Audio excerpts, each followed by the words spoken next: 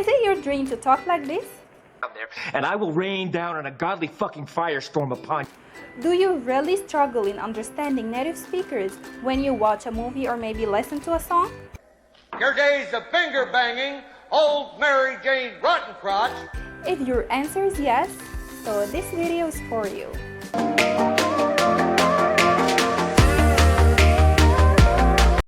Welcome back to Drops of English, and if it's your first time here, hi, my name is Sarah and I'm Egyptian. Today, we're gonna talk about sounding like a native speakers and how to understand them.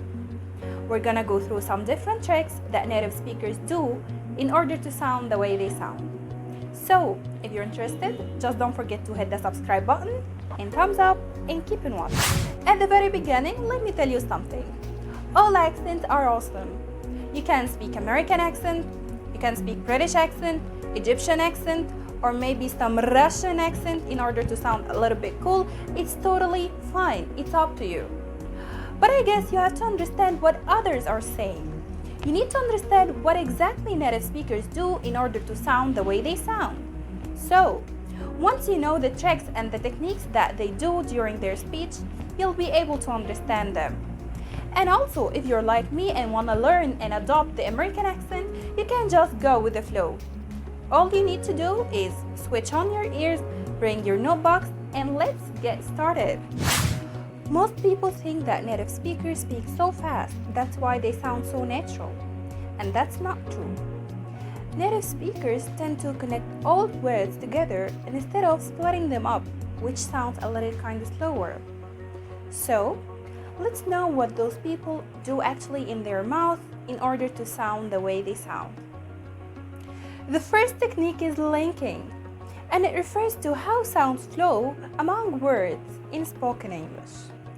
If you use this technique, your speech will be so natural like a native speaker, as it creates a light rhythm and a flow between words in your speech. There are three patterns of linking: consonant and consonant, consonant and vowel, vowel plus vowel. Let's start with consonant and consonant. For example, feel like. Native speakers won't say like, feel like. They'll connect the two words together. Feel like. Feel like. All you need to do is to keep the airflow among the two words. So, the first word ends with L sound and the next word starts with the same L sound. So all you need to do is connect the both L's together. Feel like. Feel like. Keep the airflow between the two L. Feel like. Another example. Some more. Some more. Native speakers won't say it like this. They say it like some more. Some more.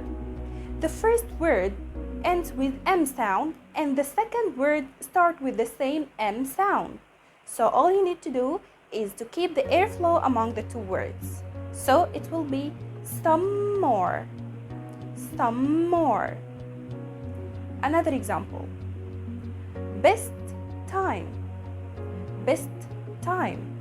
Native speakers will say it like best time. Best time. So, when you have a word that ends with a consonant sound, followed by another word that starts with the same consonant sound, all you have to do is to keep the airflow and don't split up the two words. We have another case here. The stop consonants. What are the stop consonants? K, G, P, B, T, and D. Those are called the stop consonants. They are called the stop consonant because you have to stop the air to signify the first consonant, then release the air in the second word. For example, peanut butter. Native speakers won't say it like this. They'll say peanut butter. Peanut butter. Another example, hot sauce. Hot sauce. Native speakers won't say like hot. they'll say ha, ha. The stop consonant had the same sound as a sound, like you're saying uh-oh. This sound is called the stop consonant.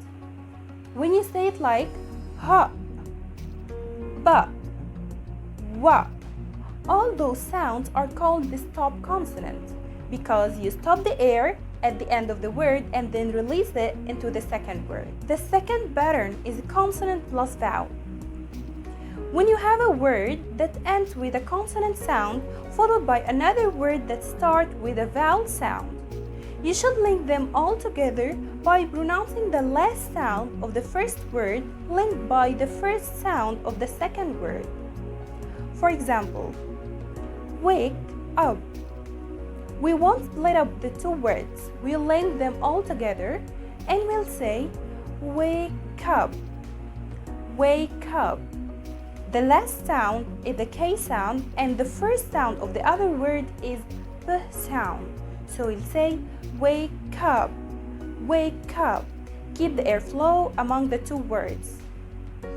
Another example. Move on. We won't split up words. We'll say move on. Move on. We'll link the V sound with the N sound with a little bit O sound, but we won't say on. We'll say one. Move on. Move on. Another example. Dig in. Again, we won't split up the two words. We'll say dig in. Dig in. Dig in. There is an sound when we split up the two words. So, no splitting.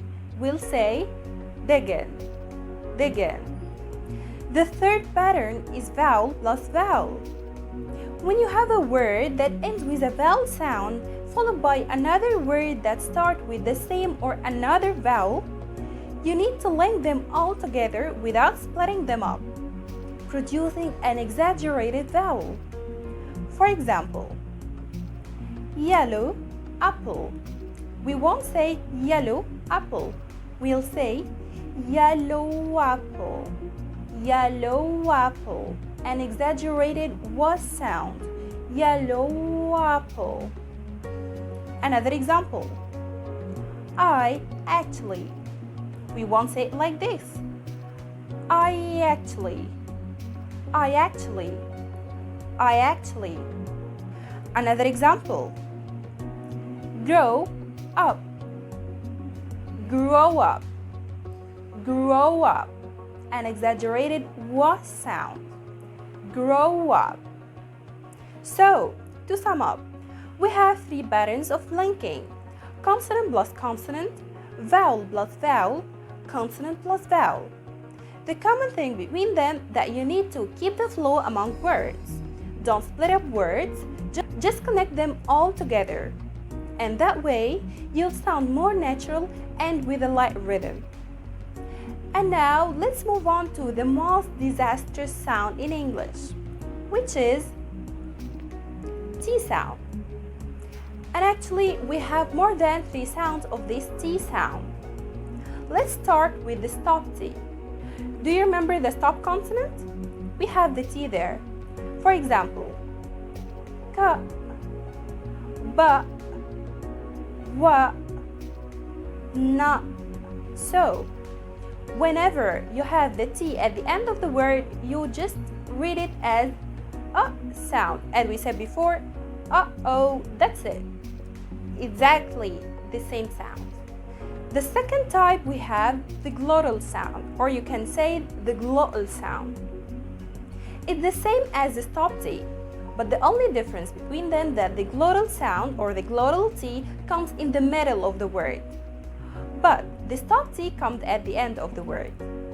But any T sound come in the middle of the word will be a glottal sound? Of course not. There, the theory says that whenever you find N sound comes before or after the T sound, it will be glottal. Really? Yes. For example, internet, internet, interview, interview, interact, interact. Okay, but how come the N sound comes after the T? Let's see, for example, certain, certain, sentence, sentence, curtain, curtain. You said it's a theory. Why you call it theory? Because actually it's not 100% true. Because we have some other special cases, we have N and then we pronounce the T sound. For example, intake. We won't say it like innate. No, it's intake. Now, let's move on to the flap T. And actually, it's my best. The flap T is any T comes between two vowels. For example, butter, butter, computer, computer, little, little. And this flap T is existed only in the American accent.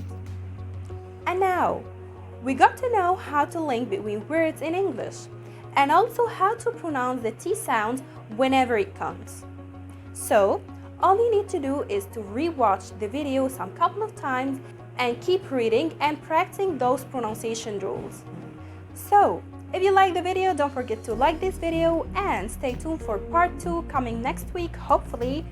So, see you there, and don't forget to subscribe my YouTube channel to get notified by my next video.